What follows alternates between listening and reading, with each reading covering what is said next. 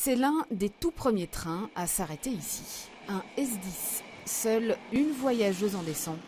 L'une des premières à fouler le sol de la toute nouvelle halte Tour et Taxi. C'est bizarre parce que je suis seule, donc oui, je sais pas, c'est le premier jour. Donc. Et vous êtes montée où Ternat. Est-ce que pour vous c'est plus facile aujourd'hui avec cette nouvelle halte qu'avant ou bien ça change pas grand-chose?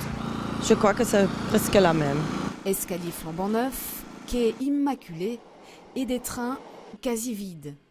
2 nouveaux arrêts SNCB sont inaugurés ce matin, celui de Tour et Taxi entre Laeken et Jette sur la ligne 28 et la halle Germoire entre Ixelles et Etterbeek sur la ligne 161, desservie par les trains S5 et S9. Ce nouveau trajet, ça va changer quelque chose? Oh, pas vraiment, je me promène un peu dans Bruxelles, donc ici je viens découvrir ce qui est accessible depuis la gare, puis on verra bien peut-être. Vous venez d'où? De Namur. Il y avait du monde dans le train? C'était un peu vide, mais bon, c'est le temps que la gare se fasse découvrir, je suppose. Les 2 nouveaux arrêts viennent compléter l'offre ferroviaire suburbaine, un maillage de 30 gares à Bruxelles, le réseau S, destiné à faciliter la mobilité intra-bruxelloise. Encore faut-il que les usagers potentiels soient au courant.